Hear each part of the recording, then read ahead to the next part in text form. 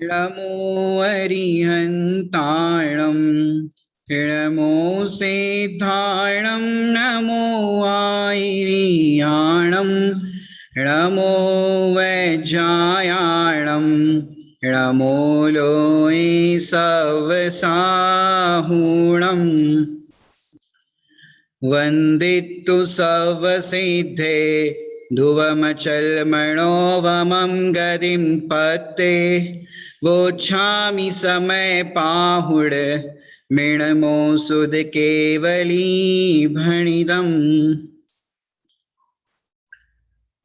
अष्टानी का महापर्व आज से हम मनाना प्रारंभ कर रहे हैं। अष्ट, हानि और एका 8 कर्मों का हनन करके एक आत्मा को ग्रहण करने का ये पर्व है।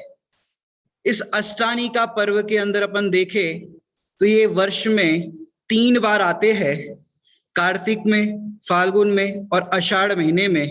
अभी हम आषाढ़ महीने की अष्टानी का पर्व मना रहे हैं।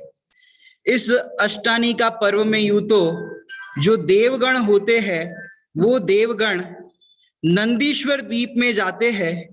और वो नंदीश्वर द्वीप कैसा है पता है आपको?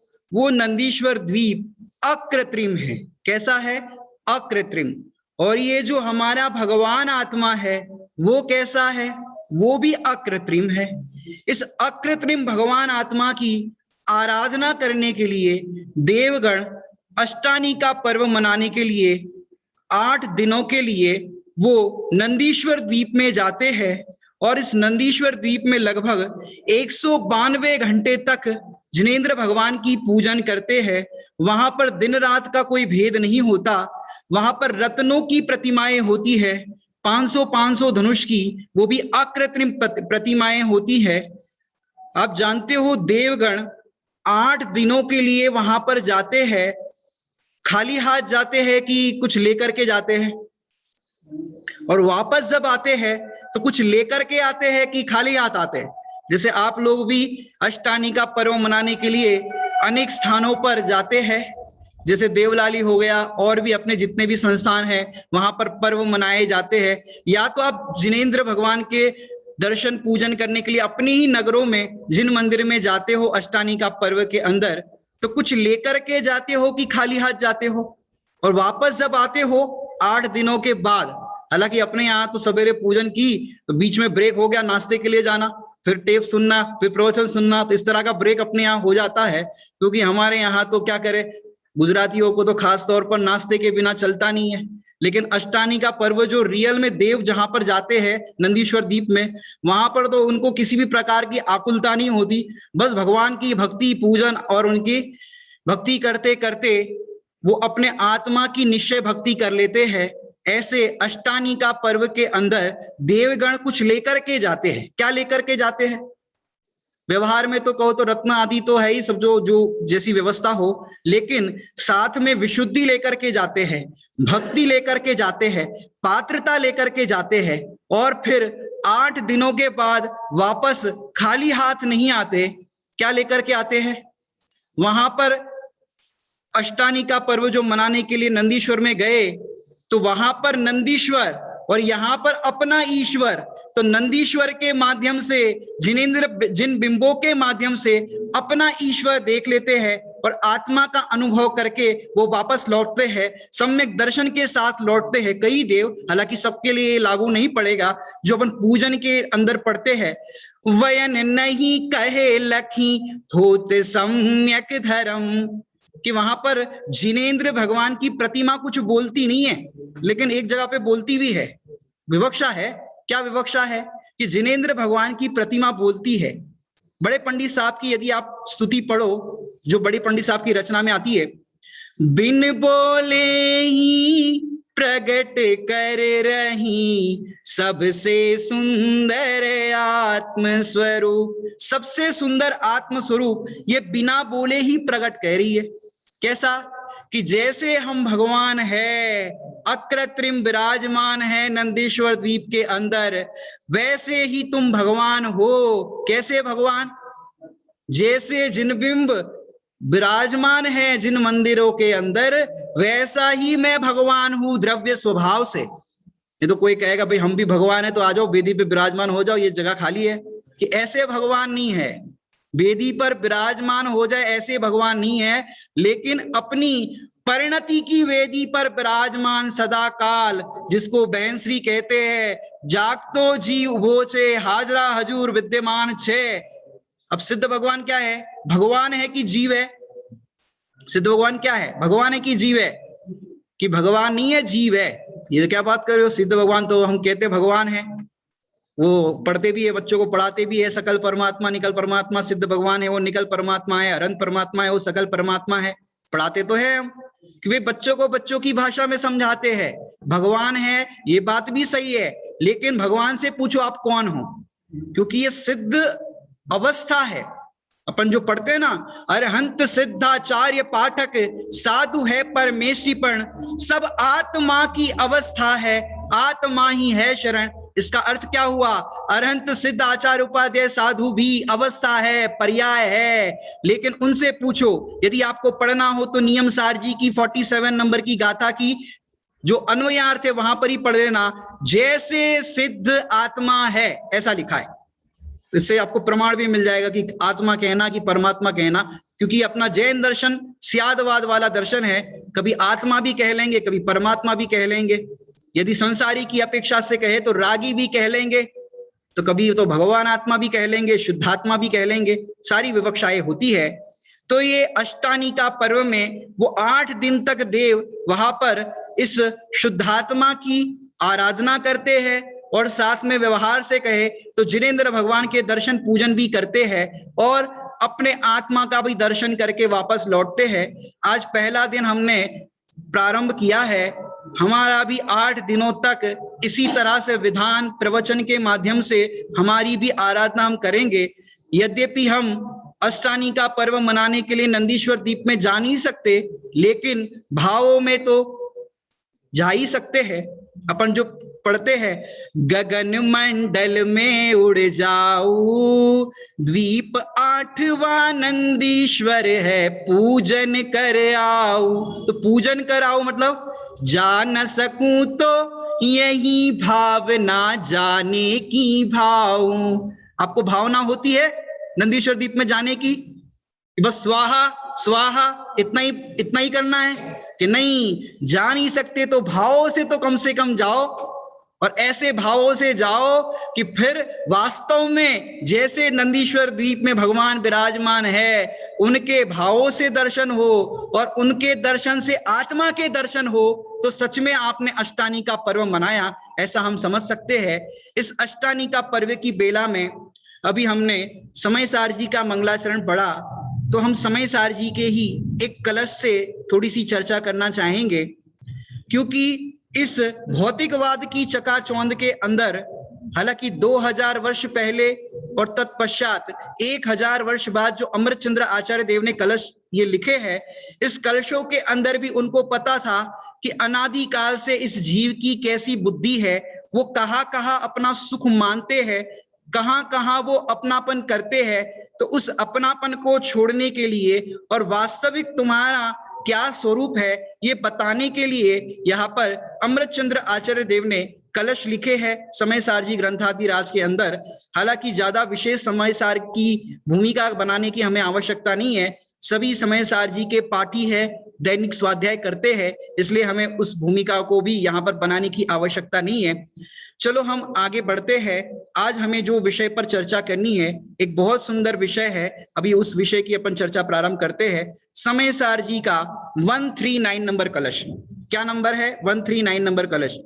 अभी एक आपको सुविधा ये है कि आपको कोई ग्रंथ खोलने की जरूरत नहीं, कुछ करने की जरूरत नहीं है। आपको मुझे देखना है, मुझे आपको देखना है, एक दूसरे को देखते देखते दोनों को भगवान आत्मा देखने लग गए तो हमारा काम हो गया। इतना सरल है, मैं भी भगवान आत्मा, आप भी भगवान आत्मा, ऐसे देखना है। तो आइए देखते हैं, ये निर्जरा अधिकार का कलश है 139 नंबर का। पहले अपन इस कलश को पढ़ते हैं। एकमेव हि तत्स्वाधम विपदाम पदम पदम अपदानेव भासन्ते पदान्यानि यत्पुरः। ये अपन ने संस्कृत कलश पढ़ा, अनुष्टुप है। अभी अपन इसका आगे श्लोकार्थ देखते हैं, तत्पश्चात हिंदी पद्यानुवाद भी सरल होने के लिए अपन करेंगे, जो छोटे दादाजी ने लिखा है। क्या कह रहे हैं यहाँ पर? तत् एकम एव ही पदम स्वादम, वह एक ही पद आस्वादन के योग्य है। क्या कह रहे हैं यहाँ पर? एक ही पद आस्वादन के योग्य है, जो कि विपत्तियों का अपद है, अर्थात जिसमें आपदाएं स्थान नहीं पा सकती। एक एक शब्दों को अपन रस पिएंगे, इसका स्थान नहीं पा सकती, और जिसके आगे अन्य सब पद अपद ही भाषित होते हैं। क्या कह रहे हैं? जिसके सामने सभी पद अपद ही भाषित होते हैं। अब अष्टानी का पद, अष्टानी का पर्व है, वो हमें अपना पद देखने के लिए है। किस लिए है ये अष्टानी का पर्व? अपना पद देखने के लिए। जितने भी पर्व आते हैं वो अपना पद देखने के लिए आते हैं। तो बाकी दिनों में क्या करना कि भाई इस पर्व के अंदर आपने ये पद देखा, तो बाकी दिनों में भी आपको हर समय हर परिस्थिति में यही पद दिखेगा, बाकी सारे अपद दिखेंगे। अभी अपन हिंदी पद्यानुवाद इस कलश का पढ़ते हैं, फिर और सरल भाव हो जाएगा आपको। आइए, बहुत सुंदर भाव यहाँ पर छोटे दादाजी ने सरल शब्दों में लिखा है, बहुत सुंदर। पहला ही शब्द देखिए, अपन पूरा पढ़ते हैं फिर इसका रसास्वादन करते हैं। अरे जिसके सामने हो सभी पद भाषित अपद, सब आपदाओं से रहित, आराध्य है वह ज्ञान पद। क्या कह रहे हैं यहाँ पर? जैसे कोई रास्ता भटक गया हो, क्या कह रहे हैं? जैसे कोई रास्ता भटक गया हो और पहले अपने से पूछे कि भाई ये हमको यहाँ पर जाना है, फलानी जगह जाना है, लाम रोड जाना है। अब वो दूसरे रोड पर जाए और अपन ने देखा अरे इसको तो लाम रोड पर जाना है, तो आप क्या कहोगे? अरे भाई, अरे अरे, ऐसा बोलते कि नहीं बोलते अपनी लोकल भाषा में? अरे अरे, अरे का अर्थ क्या होता है कि थोड़ा सा कोमल संबोधन जो अपनी आत्मीयता से कहा जाता है। तो अरे, तो अरे, तो यहाँ पर आचार्य भगवान भी कह रहे हैं तुम कहाँ जा रहे हो, तुम्हारा पद क्या है। यहाँ पर तो पूर्व की गाथा में 203 नंबर की गाथा है निजराधिकार की, और उसके बाद ये कलश आया है, उसकी पुष्टि के लिए यहाँ पर ये कलश दिया गया है। तो यहाँ पर इस कलश में क्या कह रहे हैं? जैसे वहां पर गाथा के अंदर उसके भावार्थ में जयचंद जी छाबड़ा साहब ने बताया, क्या बताया कि जैसे कोई राजा का, जैसे कोई राजा ही समझो, राजा का पुत्र समझो, जो भी समझो, वो शराब पी करके नाली में पड़ा हो। कहाँ पड़ा हो? नाली में पड़ा हो। और उससे कोई कहे, क्योंकि राजा है, अब वो अपने पद को भूल गया कि मैं राजा हूं, क्योंकि शराब पीने के बाद सब एक सा नजर आता है। क्यों एक सा नजर आता है? मतलब कि वही नाली में पड़ा है नशे के कारण। अब उसको कोई सज्जन पुरुष आकर के कहे, हे राजा, ये तुम्हारे सोने का स्थान नहीं है। वहां पर गाथा के अंदर शब्द दिया, स्थाता का स्थान नहीं है, तेरे रहने योग्य स्थान नहीं है। तो कहा है भाई साहब बताओ हमारा स्थान कौन सा है? कि तुम्हारा स्थान तो जो राजमहल के अंदर जो सोने का पलंग बना हुआ है, सोने का मतलब सोने का नहीं, स्लीपिंग नहीं, गोल्ड, गोल्ड का, सोने का पलंग बनाया है सोने के लिए। ये तेरी जो परिणति हो रही है, तू यहाँ पर नाली में पड़ा हुआ लेटा हुआ है, ये तेरे सोने का स्थान नहीं है। अब घुमा फिरा के अपन फिर अपने विषय पे आए, हालांकि विषय वही है, गाथा को ही पुष्ट करने वाला। अब वहां पर शब्द और अपन डाले, क्या डाले कि भाई तू जहां पर सो रहा है ये तेरा पद नहीं है। तेरा पद तो कहाँ है? वहां पर दृष्टांत में तो कहे कि तेरा जो महल में राजा का पद है उस अनुसार है, लेकिन आचार्य भगवान तो हमें उस पद से भी उतार रहे हैं कि जिस पद में हम अपनापन मान करके, अपना पद मान करके बैठे हैं। आचार्य भगवान कह रहे हैं no no, this is not your seat, ये आपका पद नहीं है, ये आपकी जगह नहीं है। ट्रेन के अंदर भी आप देखो, आपको कई लोग मिलते होंगे जो अनपढ़ है, उनको कुछ पता नहीं होता, ज्यादा कभी सफर भी नहीं किया हो, ऐसे लोगों से भी आपका मिलना होता है। वो क्या कहते हैं, जनरल टिकट लेकर के रिजर्वेशन के कोच में आकर के खाली सीट मिल गई तो बैठ गए कि भाई चलो खाली सीट है, हमने पहले देखी है, हमारी जगह है, तो बैठ गए। अब जब भी वो सीट का रिजर्वेशन जिसका है वो व्यक्ति आएगा तो क्या कहेगा, भाई साहब ये हमारी सीट है, आप उठिए यहां से, आपकी सीट कौन सी है। और उसने सोचा कि चलो भाई इनकी ये होगी, बाकी सीट तो खाली, हम कहीं पर भी बैठ जाए। अब वो कहीं पर भी बैठेगा तो क्या होगा, कहीं पर भी बैठोगे तो उठाए जाओगे। क्यों, अपनी सीट पर नहीं बैठते, उनको उठाया जाता है। ऐसे ही जहां जहां आप अपना पद मान करके बैठे हो वो वास्तविक आपकी सीट नहीं है, आपका पद नहीं है। इसलिए आचार्य भगवान कह रहे हैं, अरे जिसके सामने हो सभी पद भासित अपद। एक छोटा सा दृष्टांत देकर के समझाना चाहूंगा तो थोड़ा सा आपको और सरल पड़ेगा। देखिए, हीरे की अंगूठी के सामने पीतल की अंगूठी कैसी भासित होती है। प्लस भाई, हीरे की अंगूठी के सामने पीतल की अंगूठी कैसी भासित होती है। आपको कोई हीरे की अंगूठी भी दिखाए और पीतल की अंगूठी भी दिखाए तो क्या करोगे कि भाई हीरे की अंगूठी के सामने पीतल की अंगूठी अपद भासित होती है। क्योंकि हीरे की अंगूठी देखो कितनी अट्रैक्टिव लग रही है। आपके लिए हीरे की अंगूठी भी हमने दिखा दी कि देखो हीरे की अंगूठी के सामने पीतल की अंगूठी है, वो अपद भासित होती है।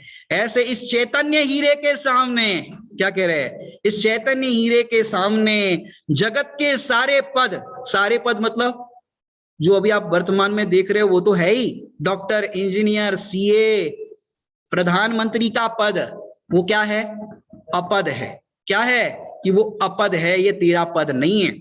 और तो और मैं बताऊं, जो नारायण, चक्रवर्ती, बलभद्र, तीर्थंकर का पद है, वो पद क्या है, तीर्थंकर का पद भी, चक्रवर्ती का पद भी। हमको होता है यार चक्रवर्ती के बड़े मजा है, हम भी चक्रवर्ती बन जाए तो मजा आ जाए। अरे भैया अपद है, उस चक्रवर्ती से पूछो 6 खंड के भोगों को वो भोगता है कि भुगतता है, भुगतता है, उनको उसमें आनंद नहीं आता। तो अरे जिसके सामने हो सभी पद भासित अपद। अब इस चीज को समझाता हूं, सभी पद भासित अपद। जैसे कोई कन्या हो, उस कन्या का विवाह होना हो, आपने फिल्मी सीन तो देखा ही होगा, बारात आ रही है और कन्या वहां पर तैयार, उसकी सखिया उसको तैयार कर रही है, और जैसे ही बारात के बैंड बाजे की आवाज सुनी तो होता क्या है, फिल्मों में आपने देखा होगा कि वो सखी और वो कन्या बालकनी में आ जाती है। क्यों आती है, वर को देखने के लिए। अभी कब से राह देख रहे थे कब कि दूल्हा कब आएगा। अब उस बारात के अंदर आप देखो, उस बारात में बड़े बड़े सेलिब्रिटी आए हैं। क्या कह रहे हैं यहां पर, उस बारात के अंदर बड़े बड़े सेलिब्रिटी समझते हो। उस बारात के अंदर आपके जो विराट कोहली है, सचिन तेंदुलकर है, जो जो पसंद है आपको, अंबानी है, नरेंद्र मोदी है, अमिताभ बच्चन है, सारे लोग वहां पर दूल्हे के साथ बारात में आए हैं और डांस कर रहे हैं। अब इतने बड़े बड़े सेलिब्रिटी लोग वहां पर बारात में डांस कर रहे हैं। अब वो कन्या बालकनी में आएगी तो किसको देखेगी। अब उसका फेवरेट समझो, वो क्रिकेटर भी हो सकता है, फेवरेट समझो अमिताभ बच्चन, शाहरुख खान और जो जो आपको पसंद हो वो हीरो हो सकता है। अब बताओ, उस लड़की का, उस कन्या का वो फेवरेट सेलिब्रिटी वहां पर डांस कर रहा है, अब वो कन्या किसको देखेगी। और उसका तो सपना था कि मैं ये सेलिब्रिटी को मैं देखूं, अब वो उसके साथ दूल्हे के साथ सब आए हैं, तो वो कन्या किसको देखेगी कि वो कन्या इतने बड़े सेलिब्रिटी सब होने पर भी एक वर को देखेगी। इतनी सारी भीड़ के अंदर, इतने सारे लोगों के बीच में वो जो दूल्हा है, वर है, वो उसके लिए पद है, और बाकी सारे सेलिब्रिटी क्या है, अपद है। ऐसे इस द्रव्य कर्म, भाव कर्म, नौ कर्म के बीच में जो शुद्धात्मा है वो हमारा वास्तविक पद है। बाकी ये द्रव्य कर्म, भाव कर्म, नौ कर्म क्या है, अपद। अब ये द्रव्य कर्म, भाव कर्म, नौ कर्म की क्या जरूरत पड़ी कि हाँ, साता के उदय के सामग्री को आप अपनी मानते हो, मेरा अच्छा मोबाइल, मेरा अच्छा बंगला, मेरा अच्छा घर, ये सब नौ कर्म में आ जाएंगे। ये नौ कर्म में अपनापन, ये मेरा पद है। द्रव्य कर्म में 8 कर्म के उदय की सामग्री आ जाएगी, फिर उसमें साता असाता के जो भाव है तो वो, और मोह राग द्वेष के आपके जो परिणाम, शुभ परिणाम हुए, तो ये मेरे परिणाम है। तो ये जो द्रव्य कर्म, भाव कर्म, नौ कर्म में आप अपनापन कर रहे हो, ये मेरा पद, ये मेरा पद। तो आचार्य भगवान आपको उस सीट से नीचे उतार रहे, जबरदस्ती नहीं उतार रहे, हालांकि अभी उतरना नहीं उतरना आपके हाथ में है। आचार्य देव ने तो आपको इतना बता दिया सज्जनता से, जैसे सज्जन पुरुष होते वो क्या करते हैं, भाई साहब ये आपकी सीट नहीं है। अब सामने वाला भी सज्जन हो तो क्या करेगा उल्लास भाई, अच्छा अच्छा मेरी सीट नहीं है तो वो उतर जाएगा, अब वो सीट खाली कर देगा। और वो सज्जन नहीं हो सामने वाला, उतरे नहीं तो फिर उसके सामने वैसे मिल जाते हैं, अच्छा नहीं उतरोगे अभी बताता हूं, तो ऐसे लोग भी उनको मिल जाते हैं। लेकिन अपने आचार्य भगवान तो कैसे है, इतनी करुणा से कह रहे हैं, करे भाई ये तेरा पद नहीं है। तो उनकी करुणा बुद्धि इतनी अंतरंग से स्फुटित हुई है, तो ऐसी करुणा के जो पात्र है वो पात्र जीव उनके उपदेश को समझकर सुनकर लाभान्वित होकर के अपना पद स्वीकार कर लेते हैं कि मेरा वास्तविक पद क्या है। तो ऐसे यहां पर कह रहे हैं, अपन फिर से एक बार इस लाइन को दोहराते हैं, फिर अपन आगे इसका अर्थ पढ़ते हैं। अरे जिससे सबको याद हो जाना चाहिए, क्योंकि हमारा स्टाइल तो ऐसा है कि जो पढ़ा है वो याद होना चाहिए, नहीं हो तो फिर हम याद कराएंगे, दोबारा से पढ़ेंगे, लेकिन आपको याद हो जाएगा। बहुत सरल लाइन है, अपने लोकल भाषा में, लोकल अपन जैसे बोलते ना वैसे ही बोलचाल की भाषा में समझो। अरे जिसके सामने, अभी बताया था ना, हीरे की अंगूठी के सामने पीतल की अंगूठी। अरे जिसके सामने हो सभी पद भासित अपद, सब आपदाओं से रहित, आराध्य है वह ज्ञान पद। अब थोड़ा सा और अपन देखते हैं, अरे जिसके सामने मतलब किस ज्ञान पद के सामने, इस चैतन्य पद के सामने सभी पद, अभी सभी पद को तो हमने आपको गिना लिया, वो सारे पद वो क्या है, अपद है। कहवा माटे के साचे मां, गुजराती लोग दिख रहे हैं हमको अपने परिचित। अब बताओ प्रवीण भाई दिख रहे हैं यहाँ पर, बताओ जिन जिन वस्तुओं को, जिन जिन पदार्थों को, जिन जिन पदों को जहां जहां अपनापन कर रहे हैं, कह तो रहे, यहाँ पर प्रवचन चल रहा है, स्वाध्याय हॉल में बैठे हो, मंदिर में हो, तो क्या कहते हो, अपद है। पैसा, पैसा कैसा लगता है आपको, पद की अपद। गाड़ी बंगला वाड़ी, ये क्या लगता है आपको, इसी से तो अपना बहुमान लगता है। क्या कह रहे हैं, इसी से तो अपना बहुमान लगता है। क्यों बहुमान लगता है, क्योंकि आपने पैसे में अपना पद माना, पद को अपन दूसरी भाषा में कहते हो सुख माना। तो जहां जहां सुख मानते हो उस रूप आप अपनापन करते हो, अपने को उस रूप अनुभव करते हो। तो आचार्य भगवान कहते हैं no no, this is not your seat. आप अपनी सीट पर जाकर के बैठिए। आप फ्लाइट में भी कभी सफर करो और आप गलती से दूसरी की सीट पर आकर के बैठे हो, तो वहां पर फ्लाइट पे अटेंडेंट होते हो, क्या कहते हैं, सर प्लीज आप अपनी सीट पर जाकर के बैठिए। क्यों, क्योंकि अपनी अपनी सीट पर जाकर के बैठने में शोभा है, दूसरे की सीट में आप बैठ जाओगे तो ये शोभा नहीं है। ऐसे आचार्य भगवान हमको अपनी सीट बता रहे, और कैसी सीट बता रहे, कि वहां से आपको अनंत काल तक कोई नहीं उठाएगा। क्या कह रहे, अनंत काल तक कोई नहीं उठाएगा। कि भाई प्रधानमंत्री की सीट है ना, उसकी भी कोई सीमा है, उसकी भी कोई एक्सपायरी है। दुनिया में जितने भी पद है उसकी एक्सपायरी है। आप उस सीट को छोड़ोगे या तो फिर वो सीट आपको छोड़ करके आप ही जगत को छोड़ के चले जाओगे। होता है कि नहीं होता है। आप देखो आचार्य भगवान यदि समाधि योग्य हो जाते हैं तो वो भी अपना आचार्य पद छोड़ देते, और योग्य शिष्य को वो आचार्य पद देते, क्योंकि संघ का संचालन करना है। लेकिन देखो वो संघ का संचालन करते हुए आचार्य पद में रहने वाले आचार्य परमेष्ठी उस आचार्य पद से अपने आप को आचार्य नहीं मानते। उस समय भी वो अपने आप को द्रव्य कर्म, भाव कर्म, नौ कर्म से रहित शुद्धात्मा अनुभव करते हैं। ये होते हमारे आचार्य। माने उनको ऐसा नहीं होता कि आचार्य पद हो गया तो हमारा बड़ा हो गया, अब किसको आचार्य पद दे। माने शिष्य में भी योग्य शिष्य के लिए नॉमिनेट किया जाता है कि भाई इनको आचार्य पद दिया जाएगा। सारे और शिष्यों से भी परामर्श किया जाता है, भाई कौन लगता है आपको, इनको बताए तो इनको आचार्य पद दे तो आपको कोई प्रॉब्लम तो नहीं है। माने सारे लोग उसमें नॉमिनेट के लिए रेडी है कि इनको आचार्य पद बनाओ, तो सब लोग रेडी है। अब उनसे पूछे कि उनसे कहे कि अब हम समाधि के लिए अपनी और आराधना बढ़ा करके समाधि करना चाहते हैं, तो हम आचार्य पद छोड़ रहे हैं और हम चाहते तुम आचार्य पद स्वीकार करो। वो शिष्य क्या कहेगा, हाँ साहब हम कब से वेट कर रहे थे, हमको आचार्य पद मिल जाए, अब अच्छा हुआ आपने खाली कर दी सीट। ऐसा करेंगे वो कि नहीं, जो शिष्य है वो भी अपना पद देखते हैं और उस आचार्य पद की लालसा नहीं करते, क्योंकि उनको तो अपना पद मिल गया है ना।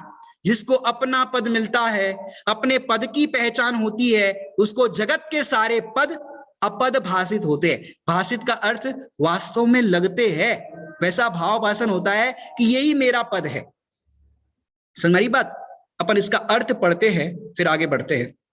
हाँ जी, यहां पर आपको दिख रहा होगा, इस कलश में यही कहा गया है कि जिसमें एकत्व स्थापित करने से, जिसे अपना जानने मानने से, जिसमें रमने जमने से सभी विपत्तियां समाप्त हो जाती है, अनंत दुख दूर हो जाता है। क्या कहा है यहां पर? इस कलश में इतनी सी बात की है, ज्यादा कुछ मैटर नहीं है। और अभी जो हमने कलश उठाया है वो ज्यादा टेक्निकल भी नहीं उठाया है, क्योंकि शाम का समय है और शाम के समय में भी समय सारजी है। तो समय सारजी में यदि मैं थोड़ा सा क्लिष्ट विषय ले लेता तो आपको थोड़ा सा भारी लग सकता है, लेकिन ये तो अपना बहुत सरल भाषा वाला कलश है। यहाँ पर आचार्य देव ने जो कलश लिखा है बहुत सुंदर लिखा है। यहाँ पर क्या लिखा? भाई साहब, आपका ये पद नहीं है, आपकी ये सीट नहीं है, आप गलत सीट पर बैठे हो।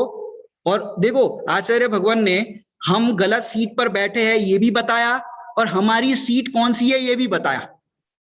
दुनिया में लौकिक में तो ट्रेन में अगर आप गलत सीट पर बैठे हो तो क्या करेंगे? भाई साहब, आपकी सीट कहाँ है हमें नहीं मालूम, हमारी सीट ये है, आप खाली करो। ऐसा ही होता है कि नहीं होता? हमारी सीट ये है, आप खाली करो, आप अपनी सीट जानो, आप अपना काम करो। यहां पर तो आचार्य देव कह रहे हैं कि भाई इसको थोड़ा सा ज्ञान नहीं है, थोड़ा सा नहीं, पूरा ज्ञान नहीं है, अपने पद का ज्ञान नहीं है, अपनी पहचान नहीं है, और गलत सीट पर बैठा है। पता नहीं अभी फिर और गलत सीट पर बैठ करके कितने लोगों की बातें, चार बातें सुननी पड़ेगी। इसको सही सीट बता देते हैं तो वो सही सीट पर जाकर के बैठेगा, तो वो भी निराकुलता से वहां पर बैठ करके अपना सफर कर पाएगा। ये जीवन भी एक यात्रा है।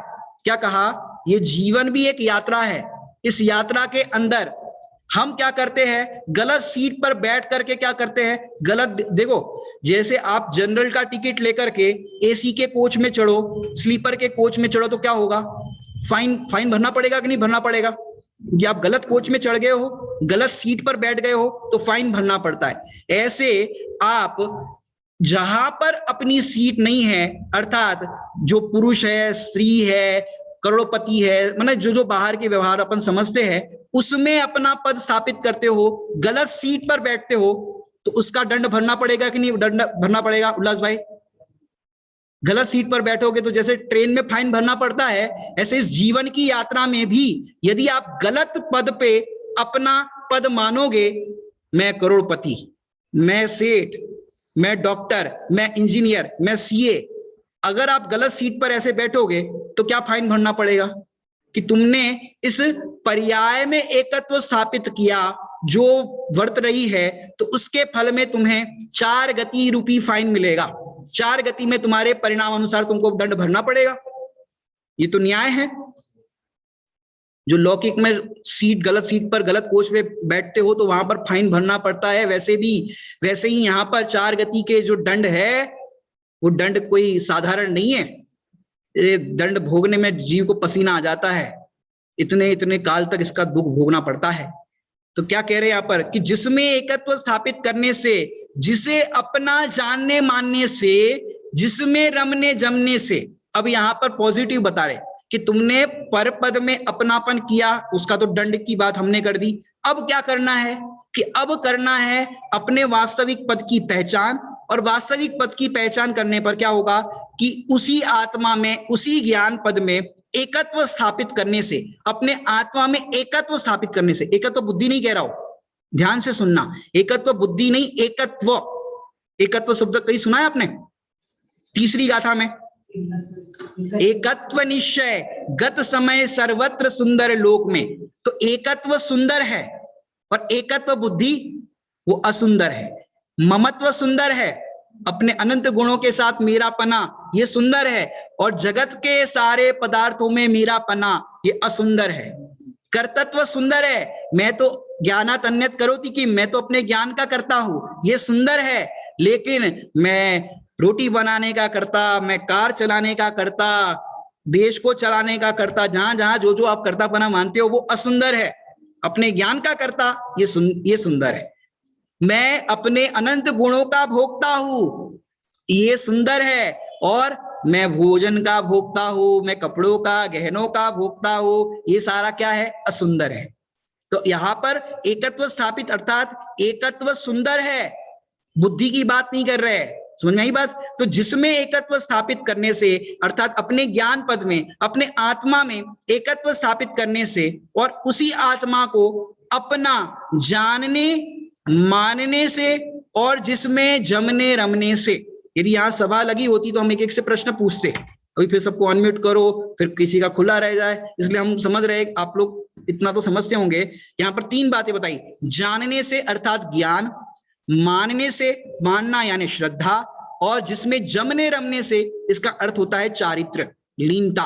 तो जिसके जानने मानने से, जिसमें रमने से, जमने रमने से विपत्तियां समाप्त हो जाती है। क्या कह रहे हैं यहां पर? विपत्तियां, आपदाएं क्या होती है? समाप्त हो जाती है। क्या बात कह रहे हो? टेंशन सारी खत्म। जैसे दुनिया में कहते हैं एक गोली लो और सारा आराम, हालांकि हम भी यहाँ पर एक गोली दे रहे हैं, अब लेने वाले हो तो ले लेना। क्या गोली दे रहे हैं यहाँ पर? कि ये यहाँ पर अपने पद की गोली दे रहे हैं कि तुम्हारा पद क्या है, इसको स्वीकार करो तो तुम्हारी सारी टेंशन खत्म। यहाँ पर अभी मोटिवेशनल स्पीच होनी होती तो मैं थोड़ा सा अलग ढंग से इसी कलश को पढ़ा था मोटिवेशनल स्पीच में, वहां पर ये शब्द नहीं लेता, चीज यही समझाता, लेकिन अलग ढंग से समझाता कि भाई जितनी भी टेंशन है वो सारी टेंशन, सारा दुख किससे है? अभी निकटवर्ती की थोड़ी सी बात कर दे अपन कि ये जो शरीर है ना, तुमने शरीर में अपना एकत्व स्थापित किया है, एकत्व स्थापित की बात आई ना, तो पर पद में तुमने अपना एकत्व स्थापित किया है, इसी से तुम्हारी सारी विपत्तियां खड़ी हो गई, सारी आपदाएं, सारा दुख, सारा टेंशन इसी से प्रारंभ हो गया। ज्ञानियों ने क्या किया? सम्यक दृष्टि जीवों ने क्या किया?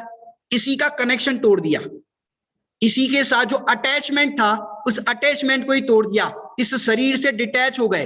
तो शरीर को खत्म कर दिया क्या? सुसाइड कर दिया क्या?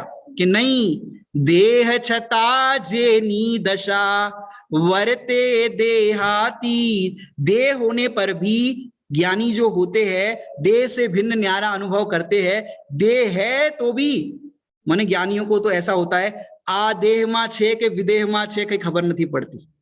क्यों? इस देह में है कि विदेह में है? क्यों? देह से रहित है ना, विदेह, देह से रहित। तो अपने देह से रहित, देह होने पर भी देह से रहित अनुभव करते हैं, उनकी कितनी टेंशन खत्म हो गई सोचो। सारा दुख, सारी टेंशन, सारी आकुलता इस देह से है कि देह में ममत्व, एकत्व बुद्धि, कर्तृत्व, भोक्तृत्व बुद्धि से है। ज्ञानियों के पास भी देह है, अज्ञानी के पास भी देह है, अनंत परमात्मा के पास भी देह है, हमारे पास भी देह है। अनंत परमात्मा दुखी है कि सुखी है? सुखी है। क्यों? देह होने से कोई सुख दुख का संबंध नहीं है। देह में एकत्व स्थापित किया ना, यहाँ पर ये शब्द लिखा है, उसी से अपन चल रहे हैं।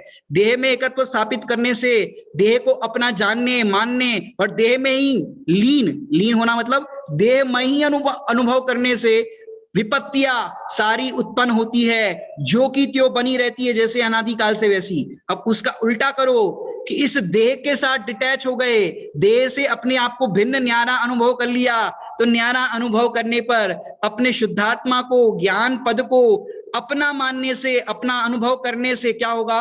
विपत्तियां समाप्त हो जाती है। और अंतिम शब्द देखो, अनंत दुख दूर हो जाता है। अनंत अनुबंधी नाम सुना होगा आपको। अनंत तरह के विकल्प, जितने विकल्प उतना दुख। अब तुमने अनंत द्रव्यों में, अनंत पदार्थों में, अनंत विकल्पों में अपना एकत्व स्थापित किया, तो दुख कितना है? अनंत दुख। तो यहां पर कह रहे हैं एक कार्य करो, इतना सा कार्य है, तुम अपने पद में अपना पद स्थापित कर दो। जो 6 डालाकार कह रहे हैं वहां पर भी उन्होंने, माने देखो 6 डाला के अंदर तो जिसको अपन छोटा समय सार कहते, सारी बातें यहीं से आई है, मूल आगम से आई है। क्या आई है? कहा रचो पर पद में न तेरो, पद यही क्यों दुख सहे, अब दौल हो सुखी स्वयं, अब दाव मत चूको, दाव मत चूको। वहां पर दौलत राम जी कह रहे हैं दाव है। ये दाव कैसा दाव है? कि भाई अनंत दुख दूर। एक तरफ देखो, ये दाव ऐसा है कि यदि आप अपने आत्मा की ज्ञान पद की स्वीकृति कर दोगे, अपना पद स्वीकार कर लोगे, तो अनंत सुख के मार्ग में आप कदम रख लोगे।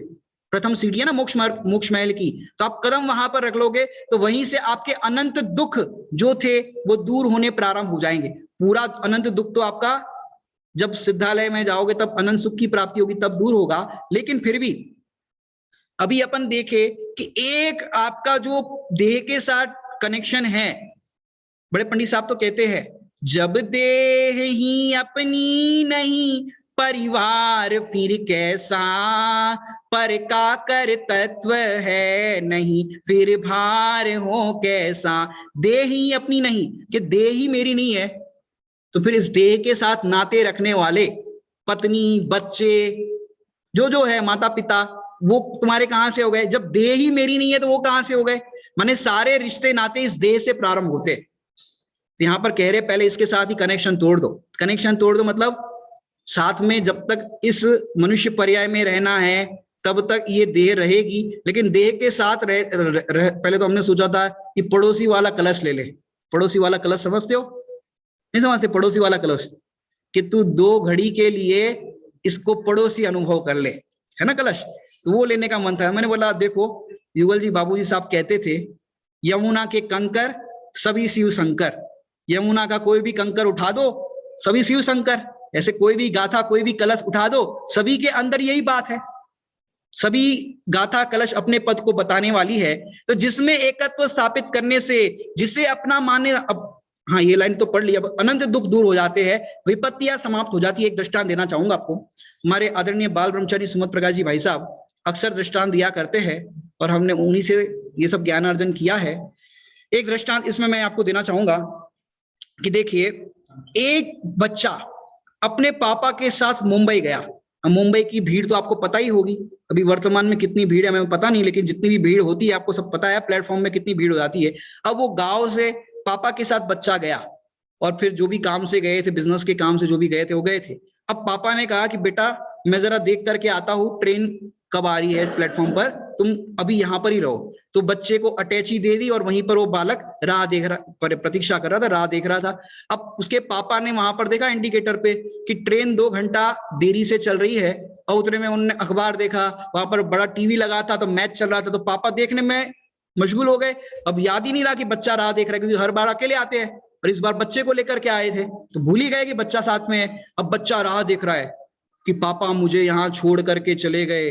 अक्सर मम्मी से कहा करते हैं झगड़ा करते हुए कि एक दिन मैं तुम सबको छोड़ के चला जाऊंगा, तुम सब बहुत झगड़ा करते हो, तुम बहुत लड़ाई करते हो। तो पापा अक्सर ऐसा बोलते थे मैं छोड़ के चला जाऊंगा, कहीं पापा मुझे अकेला छोड़ करके तो नहीं चले गए। अब मेरी फीस कौन भरेगा, अब मेरे लिए गुब्बारा कौन लाएगा, अब मेरे लिए आइसक्रीम कौन लाएगा, अब मेरे जूते फट गए थे अब नए जूते कौन लाएगा। अब सारी टेंशन शुरू हो गई, पापा के अभाव में सारी टेंशन शुरू हो गई। अब बच्चा तो रोने लगा और भीड़ सब आ रही थी जा रही थी, ट्रेन भी आ रही थी जा रही थी। उसने सोचा टिकट भी मेरे पास नहीं है, कुछ नहीं है, और मैं तो यहाँ पर अकेला हूं, पापा चले गए तो क्या होगा। उसकी विपत्तियां प्रारंभ हो गई। अब फिर क्या हुआ कि भीड़ सब आ रही थी जा रही थी, उस बच्चे को हुआ कि मेरी तो हाइट छोटी है, अब पापा कहाँ दिखेंगे इतनी भीड़ में। तो उसने अटैची के ऊपर, बैग के ऊपर वो खड़ा हो गया। छोटा सा बच्चा था, बैग के ऊपर खड़ा हो गया, और जैसे ही खड़ा हुआ उतनी भीड़ के अंदर उसको एक चांद नजर आया। चांद समझते हो? एक चांद नजर आया। जैसे ही चांद नजर आया, पापा नहीं, जैसे ही चांद नजर आया तो चांद नजर आने से क्या हुआ, पापा क्या हुआ, चांद देखा कि पापा देखे, कि चांद देखने पर, पापा का इतना सा चांद देखने पर कि ये रहे मेरे पापा। अब क्या हुआ, अब एक एक करके सॉल्व करने पड़ेंगे। चलो मेरे जूते लाने वाले आ गए, अब मेरे गुब्बारा लाने वाले आ गए, मेरी फीस भरने वाले आ गए। ऐसे एक एक को करेगा। अरे जैसे ही पापा का चांद देखा तो सारी विपत्तियां समाप्त हो गई। ऐसे तुमने अपना चैतन्य पद स्वीकार किया कि ये मेरा पद है, तो तुम्हारे सारे टेंशन, सारी आकुलताएं, सारा अनंत दुख समाप्त हो गया। अपना पद स्वीकार करने पर अनंत दुख समाप्त हो गया, क्योंकि उसकी भी, बच्चे की भी जो कल्पनाएं थी ना सुख की, वो अनंत थी। ये कौन लाएगा, वो कौन करेगा, ये अनंत दुख एक पापा को देखने पर, पापा को भी नहीं देखा, एक मात्र उनके चांद को देखा तो सारे दुख समाप्त हो गए। ऐसे यहां पर आचार्य भगवान कह रहे हैं कि तुम्हारा वास्तविक जो पद है उस पद को देखो, उस पद को जानो, मानो, और उसका अंदर जो स्वभाव है उस स्वभाव को, स्वरूप को समझकर उसी में जम जाओ, रम जाओ, तो क्या होगा कि तुम्हारी सारी विपत्तियां, सारे दुख समाप्त हो जाएंगे। आगे पढ़ते हैं, और क्योंकि छोटा सा कलश लिया है अपन ने तो पूरा हो जाएगा। और जिसकी तुलना में जगत के अन्य सभी पद अपद भाषित होते हैं। क्या कह रहे विनू भाई? कि जिसकी तुलना में, क्योंकि तुलना के लिए दो चीज चाहिए। आचार्य भगवान ने तो बता दिया ये तुम्हारा पद है, लेकिन तुलना करोगे तब समझ में आएगा। ऐसे ब्लाइंडली फॉलोवर नहीं है कि भाई उनने बता दिया ये तुम्हारी सीट है, नहीं, पहले तुलना करो कि भाई यहाँ पर जो कागज पे लिखा है सीट नंबर ये, कोच नंबर ये, और यहाँ पर भी जो सीट है कोच नंबर है, दोनों की तुलना करो, देखो कि हाँ यही है, तो बस ठीक है। तो ऐसे यहाँ पर, अरे जिसकी तुलना में जगत के अन्य सभी पद अपद भाषित होते हैं, तुच्छ भाषित होते हैं। अपन तुलना करते, थोड़ी सी तुलना करनी है कि नहीं करनी है? ऐसे तो लौकिक में, मोटिवेशनल में तो बोलते हैं भाई किसी के साथ तुलना मत करो, अगर सुखी रहना है तो तुलना मत करो। लेकिन यहाँ पर तो भेद ज्ञान करना है तो तुलना करनी पड़ेगी, लक्षण के द्वारा जानना पड़ेगा। कैसे? देखिए, एक राजा का पुत्र था और एक गरीब का पुत्र था। दोनों आपस में मित्र थे, दोनों मिलते थे, खेलते थे, घूमते थे, फिरते थे। अब क्या हुआ कि एक दिन राजा के पुत्र ने बोला, क्या बोला? कि आज मैं केसर वाला दूध पी करके आया हूं। क्या पी के आया हूं? केसर वाला। अब राजा का पुत्र है तो ठाट बाट है ही। अब जो गरीब का पुत्र था, अब कहा तो केसर और कहा तो दूध। बेचारा गरीब था, कभी जिंदगी में दूध भी नहीं पिया, इतनी गरीबी थी। अब घर पे गया, माँ से कहा, माँ मेरा मित्र आज कह रहा था केसर वाला दूध पी करके आया है, और बड़ी प्रसन्नता से खुश होके बोल रहा था, माँ मुझे भी केसर वाला दूध पीना है। तो उन्होंने कहा कि ठीक है। अब माँ बेचारी क्या करे, गरीबी अवस्था, तो उसने कहा कि ठीक है बेटा। उन्होंने कहा अभी पीना है? अभी नहीं बेटा, कल सवेरे पिलाएंगे। अब सवेरे बालक जैसे ही उठा, माँ केसर वाला दूध। बेटा हम जैनी है और हमारा पहले दर्शन बाद में भोजन, पहले जिन दर्शन करके आओ। अपना तो 2 in 1 दृष्टांत होते हैं, जिन दर्शन करने के बाद ही पानी मानी पीना चाहिए, अपना ऐसा होता है। अब वो बालक मंदिर गया, उत्ते में मम्मी ने चावल चढ़ा दिए गैस पर, मांड का पानी निकाला, ग्लास में निकाला, ठंडा किया, हल्दी डाली, बूरा डाला और मिला दिया। अभी उसने कभी पिया ही नहीं था। ले बेटा केसर वाला दूध। वो बेटा पीने लगा केसर वाला दूध। मीठा तो लग रहा था, जैसे तैसे लग रहा था, अब पी लिया, चलो केसर वाला दूध। अब वो मित्र कहने लगा, आज मैं केसर वाला दूध पी कर आया हूं। तो गरीब का पुत्र भी बोला, मैं भी केसर वाला दूध पी करके आया हूं। वाह वाह, अच्छी बात है, तू भी पी के आया, अच्छी बात है। अब 2-3 दिन 4 दिन ऐसा चलता रहा। फिर एक दिन वो मित्र ने कहा कि मित्र आज अपन वन क्रीड़ा के लिए जाएंगे और फिर वापसी में मेरे यहाँ पर ही तू स्वल्पाहार ले लेना, तुम जल्दी आ जाओ। तो उसने कहा ठीक है। अब वो वन क्रीड़ा के लिए गए, वापस आए, और फिर मित्र ने अपने दास दासी सेवक सेविका तो होते हैं, अब 2 ग्लास वहां पर केसर वाला दूध लेकर के आए। पियो मित्र पियो केसर वाला दूध। अब दिखने में थोड़ा सा एक सा ही लग रहा था। अब उसने जैसे ही एक घूंट पिया, वो गरीब के पुत्र ने एक घूंट पिया उस दूध का, क्या हुआ? अब तुलना हो गई। अरे और जिसकी तुलना में, अब तुलना हो गई, इतने दिनों से जो मेरी माँ पिला रही है वो क्या था, और अभी मैं जो पी रहा हूं वो क्या है। अब राजा के घर तो कोई कमी हो ही नहीं सकती कि डुप्लीकेट दूध पिलाया जाए। अब कमी तो अपने घर में है, सब पता है। अब जैसे ही उसने देखा ये केसर वाला दूध है, तो अब तक मैं जो पी रहा था वो केसर वाला दूध नहीं था। अब घर पे जाएगा, अम्मा कहेगी ले बेटा केसर वाला दूध। क्यों अम्मा, आप हमें केसर वाला दूध पिला रही हो? हम अपने मित्र के यहाँ केसर वाला दूध पी करके आए। अब इतने दिनों से वो माँ पिला रही थी, वो अच्छा लग रहा था, वो मान भी रहा था कि भाई केसर वाला दूध मैं पी रहा हूं। लेकिन जैसे ही तुलना की, ये असली दूध और ये नकली दूध जो पी रहा था, उसमें तुलना करने पर क्या हुआ? और जिसकी तुलना में जगत के अन्य सभी पद अपद भाषित होते हैं। जैसे ही केसर वाला दूध असली चखा, तो वैसे ही सारे ये जो पी रहा था, वो इतने मांड का पानी मिला करके जो माँ दे रही थी, वो दूध जो समझ कर पी रहा था, वो कैसा भाषित हो रहा है? अपद। असली दूध के सामने, असली केसर वाले दूध के सामने मांड के पानी वाला दूध जो समझ रहा था, वो कैसा भाषित हो रहा है? अपद भाषित हो रहा है, तुच्छ भाषित हो रहा है। और असली केसर वाला दूध पीने पर क्या हुआ? पंडित साहब की भाषा में कहे, जब से लिया चैतन्य के आनंद का आस्वाद, रमणीक भोग भी लगे मुझको सभी निस्वार। जैसे ही तुमने असली चैतन्य पद का आस्वादन किया। आस्वादन मतलब सब ओर से आत्मा का अनुभव किया। द्रव्य क्षेत्र काल भाव स्वत चतुष्टय अपना अनुभव तुमने किया, आस्वादन किया। फिर क्या होगा कि जगत के सारे रमणीक भोग भी लगे मुझको सभी निस्वाद, तब निस्वाद लगेंगे। देखा देखी तू मोक्ष को अच्छा कहता है, ज्ञानी सुखी है, हम भी स्वाध्याय करते हैं, तो तू जिसको आनंद मान रहा। अभी मैंने लॉकडाउन के अंदर 22 परिचयों पर लगभग दो महीने तक चर्चा की थी। उसमें मैंने इसी शैली से पूरे 22 परिचय चलाए थे। वहां पर एक परिचय की चर्चा आई थी। उस परिचय के अंदर अलाभ परिचय की बात की थी। वहां पर एक मैंने विषय छेड़ा था, बोला कि भाई इस लॉकडाउन के अंदर जो शिविर चल रहे हैं, जो स्वाध्याय श्रृंखलाएं चल रही है, इसमें आप पहले नहीं करते थे और अब करते हो, लाभ हुआ कि अलाभ हुआ? तो सबका उत्तर यही था जो सुन रहे थे हमारे, वे लाभ हुआ, बहुत लाभ हुआ, लेकिन भैया अलाभ है। किस एंगल से भी सियादवाद है, किस एंगल से? यदि सम्यक दर्शन की प्राप्ति नहीं हुई अपनी भूमिका में तो अलाभ है, क्योंकि ऐसे स्वाध्याय, ऐसे लॉकडाउन के अंदर ऐसी अपॉर्चुनिटी तो अनंत बार मिली, ऐसे स्वाध्याय सुनने का अवसर तो अनंत बार मिला। लेकिन यदि तुमने पद अपद का भेद विज्ञान नहीं किया कि मेरा पद कौन सा है और क्या अपद है, इस तरह से भेद विज्ञान नहीं किया, तो लाभ नहीं हुआ, अलाभ हुआ। वो आप वहां सुन लेना क्या बात आई थी। यहां पर तो इतना समझना है कि जब तुलना की तो जगत के सारे पद अपस्त भाषित होते हैं, तुच्छ भाषित होते हैं, और वह ज्ञान पद ही एकमात्र आस्वादन करने योग्य है, आराधना के योग्य है। कौन? कि ये मेरा ज्ञान पद, ये मेरा चैतन्य पद आराधना के योग्य है और साधना के योग्य है।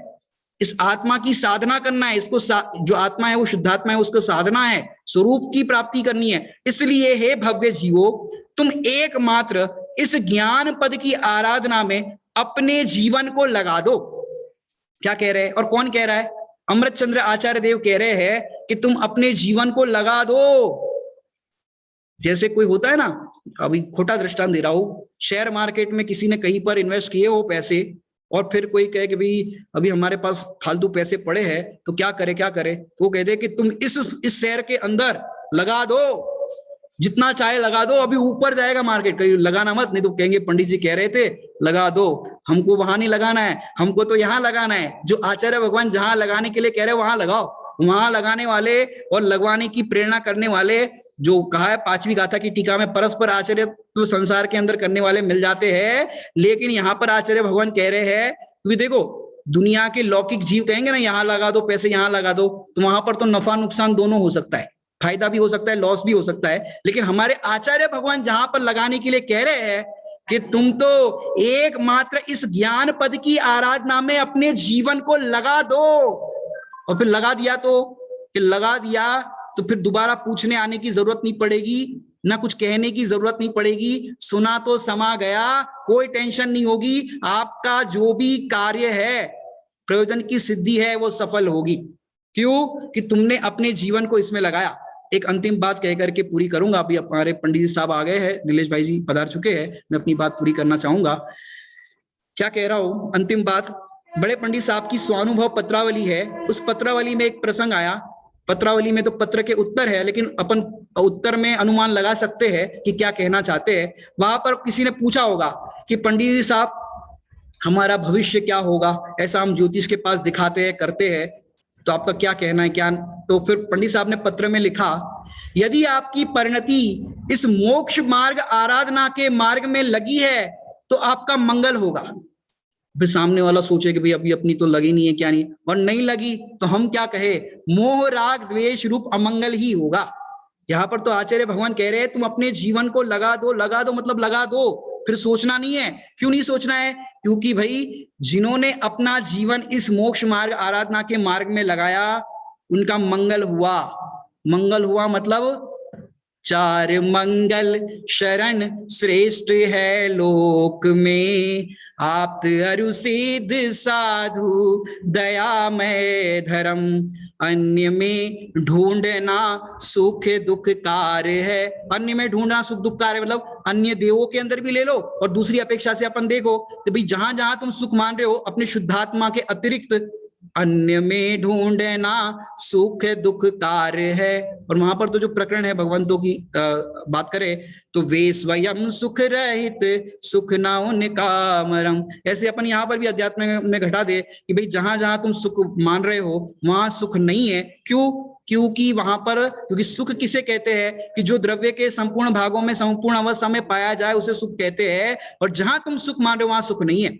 अंतिम दृष्टांत देकर के बात पूरी करूंगा। नल खोलोगे तो क्या निकलेगा उल्लास भाई? पानी निकलेगा। हमारे भाईंदर में कभी आना, वहां पर नल खोलते हैं तो वहां पर दूध निकलता है। विराग जी भाई साहब, वहां पर आप तो आए ही हो, वहां पर दूध निकलता है। चौराहे पे जाते हैं, वहां पर दूध के बड़े बड़े टैंकर है, वहां नल खोलते हैं तो दूध निकलता है। मिट्टी का तेल भी निकलता है, खाने का तेल भी निकलता है। जो भरा होगा वो निकलेगा। ऐसे इस ज्ञान पद की आराधना में तुम अपना जीवन लगाओगे तो वहां पर तो ज्ञान ही ज्ञान झरेगा, आनंद के ही झरने झरेंगे। और ऐसे हम सब अपना जीवन इस ज्ञान पद की आराधना के लिए समर्पित कर दे, इसी मंगल भावना से विराम लेते हैं। ओम नमः सिद्धेभ्यम।